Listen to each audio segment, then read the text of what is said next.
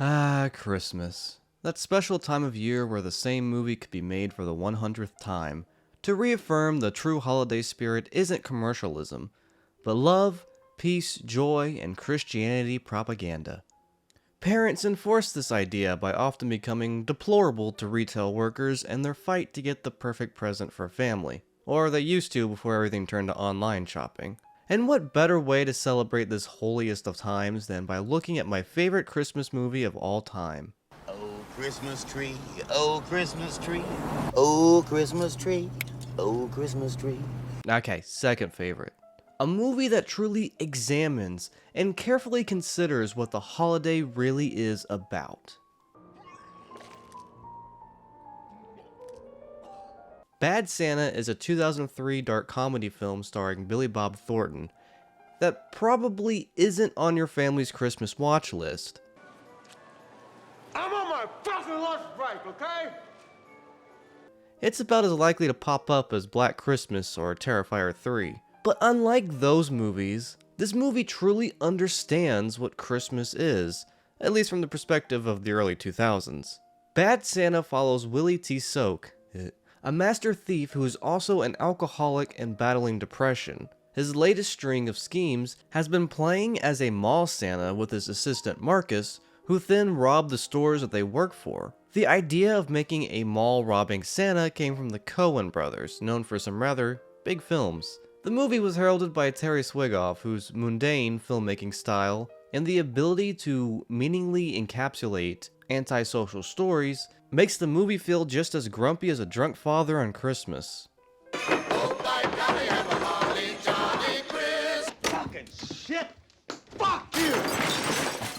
Fuck you! Fuck you! Bad Santa is, in a sense, parodying the Christmas movie, if we consider those god-awful Hallmark movies that show privileged people experiencing a slight inconvenience in life, and then finding their It's a Wonderful Life moment Christmas miracle redemption at the end. Something that this movie even thinks Willie is worthy of. But I think this movie is far more than just a parody or a satire of Christmas movies. It very much has its own story to tell. The opening of the film illustrates immediately the tone we should expect.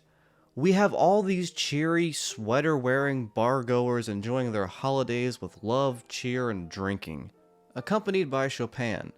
Even in this cheery setting, the slow camera movements in Nocturne give us a somber contrast to this imagery. Then we reveal Willie, our protagonist donned in the outfit of Mr. Christmas himself. That red suit brings so much cheer and happiness to all those encouraged to be good, so they can be blessed with whatever gifts they want. But here Santa is by himself, isolated from the party, drinking a double whiskey with a scowl. If you're watching the superior unrated version, you will also hear the opening narration that Swigoff apparently didn't like. In this narration opens with, I've been to prison once. I've been married twice.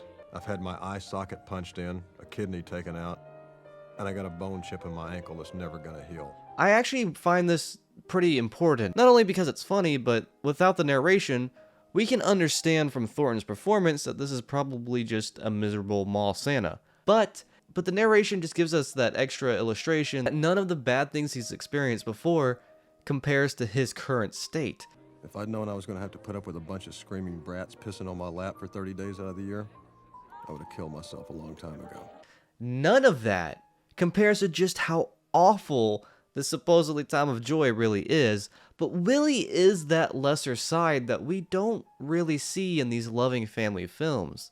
The not so lucky people in life, and for many of those, the holidays are extra painful times. Now, Willie is an extreme case, as Willie is not a very good person, and I don't just mean that because he's a thief, but in pretty much every other aspect of his life. This is basically what depression and being devoid of loved ones does to you. In the next scene, we see Willie working as a mall Santa. We see the mixed bag of his work, too. We have the sweeter kids, and then the little dipshits that Santas should be prepared to deal with, and in a non-aggressive manner. Here, let's watch you disappear. That's about as non-aggressive as Willie gets. He falls asleep in his photos that he takes with the kids. That's Alex Bornstein, the voice of Lois Griffin and one of the writers for Family Guy, pushes kids off, and pisses himself. Jesus, Mother Mary and Joseph, you piss yourself. That's not entirely just acting either. Billy Bob Thornton was actually quite intoxicated during the filming of this movie. I pissed my pants. Oh, shut up.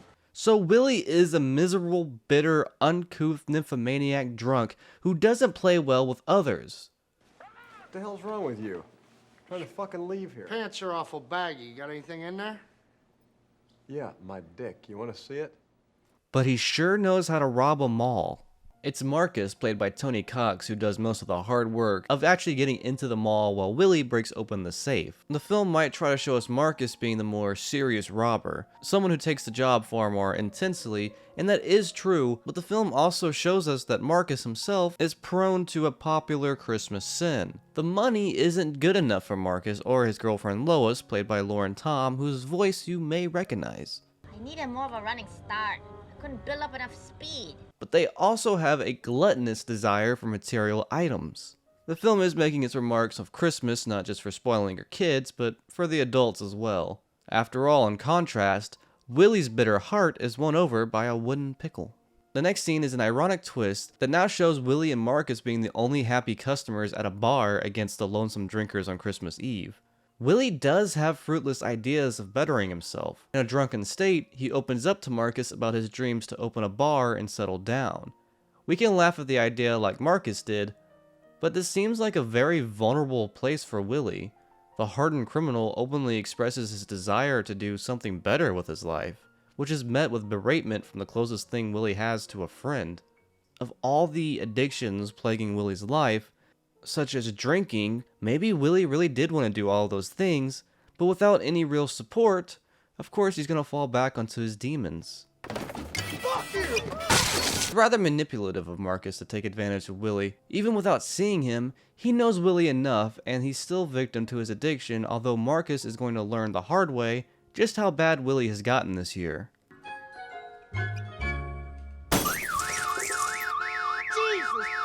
We really shouldn't feel bad for Willie, given what an awful person he is, but since this is a comedy, and a damn good one at that, we find ourselves enjoying Willie's torment. As a kid, and yes, I watched this movie when I was a kid, far too young to see it, I thought the movie was funny because of all the profanities. Seeing Santa say fuck is pretty funny, but watching it as an adult, it's a different sense of humor. It's funny because of how oddly enjoyable Willie's pessimistic view of the world is. We might chuckle seeing Willie drink an old beer with a cigarette in it, and then we see Willie in positions where we just... What are you doing? God damn it! Can't really blame him. Subsequently, this also makes Willie likable for the viewer, and we find ourselves oddly for some reason rooting for him. We just want this poor miserable bastard to get something going for him. Willie's traumatic life aside, we have two other comedic legends in this film. John Ritter, most famous for playing Jack in Three's Company, plays a PC and rather prudish mall manager, Bob. He's not going to say stick in front of the children, is he? Who, sadly, this was his last on-screen performance before his tragic passing. While his career was rather expansive, I will always remember him as Jack, and it sort of works here, because while Three's Company had its share of raunchy humor, it was handled in a clean way for public television back in the day. I just have a hard time imagining hearing Jack talk about a mall Santa porking a woman in a changing stall. Oh, yeah. And I heard his voice saying, "That's right. You ain't going to SHIT right for a month." Opposite of him is the chief of security, Jen, played by the late, great Bernie Mac. Jen has less inhibitions and quite a lot of quirky habits, and many of us do remember Bernie for edgier comedy, and it makes such an interesting dynamic between these two, seeing them on screen together. Or midget. I don't know what he's called exactly, but he's a little guy. But thin fingers, not the fat sausage fingers.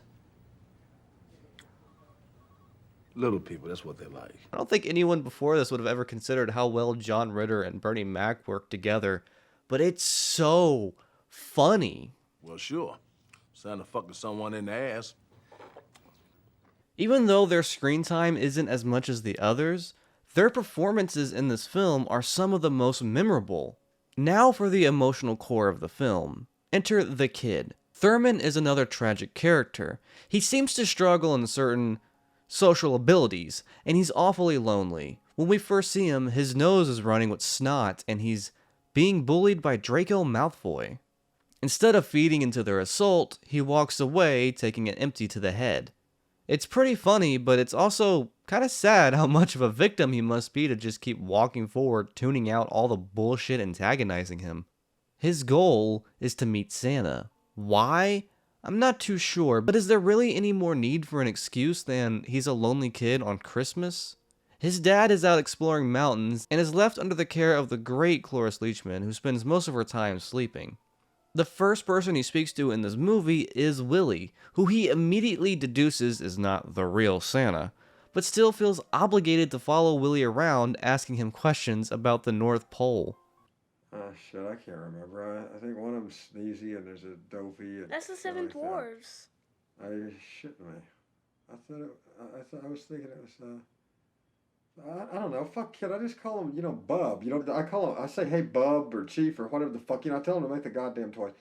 The fuck is wrong with you? How old are they? On top of that, Willie meets Sue, a bartender who conveniently has a Santa fetish, resulting in some sort of relationship between these two. Probably the most romantic that Willie has ever experienced, considering how he talks to her. I like you. Within an hour, Willie encounters a Santa lover and hater. Are you off your fucking meds or something? Yes. But that isn't what this is about. Thurman helps Willie out and harbors a criminal in his lonesome mansion. Now, all of these things might sound good for Willie, but they are distractions. Distractions to his main goal, robbing the mall. That's right. I forgot to take my pill. Willie finds himself reluctantly attached to the leech-like Thurman and begins teaching the kid life advice in the only way he knows how. These distractions, alongside Willie's already aggravated addictions, almost cost them the job, in which an ever-angry growing Marcus has to keep covering for him, or Willie saving his ass through some interesting PC acknowledgments. I have nothing against you people. You people? Did you hear that, Marcus? He said you people. You people. Who the hell is us people? All in the while, Jen is doing investigative work to unravel Willie and Marcus's scheme. Once he catches wind, he personally confronts Marcus and Willie. It seems that our chief of security isn't such a good guy himself. After all, he did steal a kid's MP3 player after stopping that kid from stealing a game. Anyone else get nostalgic looking at this game store? Jen demands half of the goods and money from the two in one of the film's best scenes, in which Willie accepts in his own way. But Marcus isn't so keen. What's a great way to redeem an unredeemable person? Is this morally right? Not really, but Willie doesn't exactly do things the most morally correct way, now does he? I love that Willie has an awareness to this too. It is somehow both satirical of moments like these in other movies and its composition where your bad character has a revelation in doing something for a better cause, but at the same time, Willie is very much feeling this, for literally beating the shit out of some kids. That is the type of character that Willie is, and this is his changing point. You need many years of therapy. Have I complimented enough how realistic Billy Bob Thornton's performance is in this yet? It's just like Christmas. There are several actors who definitely would have overplayed this role or underplayed it. I remember hearing that even Jack Nicholson was up for the role, but no. This is Thornton's movie. I thought maybe at least since I did good in school, maybe he'd bring me a present. Because last year and the year before that, he didn't bring me any presents. Even though I'm a dipshit loser. Jesus fucking Christ, kid. Why do you talk about yourself that way? As a matter of fact, I'm living fucking proof that there's not a Santa Claus. I know there's no Santa. I just thought maybe you want to give me a present because we're friends. It is immensely impressive how this film can so perfectly balance its drama and sweeter moments with comedy. Even this film is not exempt from its Christmas montage, but given the story, I can't help but feel it's a little bit more effective here.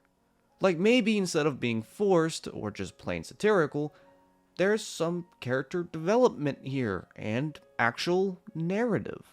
And now it's heist time. Now this is actually interesting because this is also a montage and very masterfully crafted at that, and it's quite the polar opposite of our previous Christmassy one.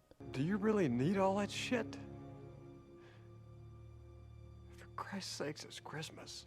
In any other movie, I'd scoff at that line. Damn, Thornton made it work. Roger Ebert described the ending of this movie, I think, best. It's a happy ending, about the same level as a doctor telling you you've lost your legs, but you get to keep your shoes. It feels like a good ending, even if Willie's cycle seems to continue.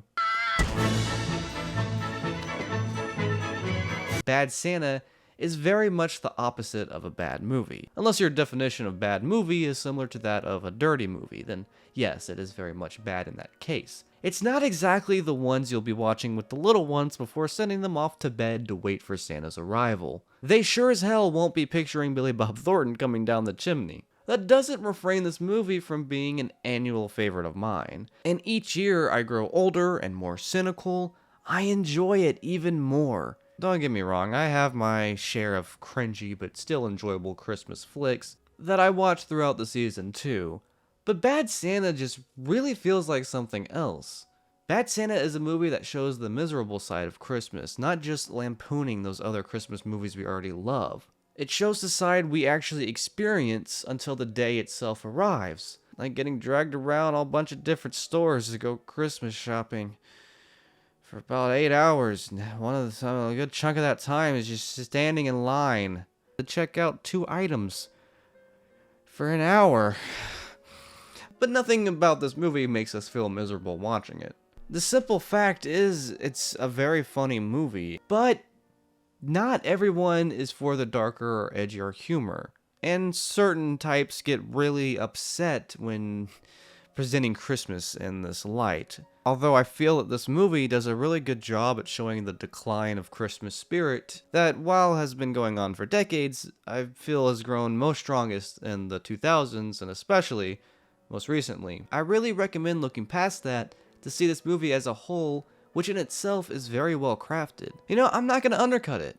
This is simply just one of the funniest movies I've ever seen. Who the fuck is Thurman? Is that you? Is your name Thurman? Yeah, Thurman Merman? yeah. Jesus. Maybe that's also because I'm a fan of this era of comedy, but I've yet to show this to someone and not impress them with it. Regardless, I want to thank everyone for watching, and that includes those who have helped my channel grow exponentially this year.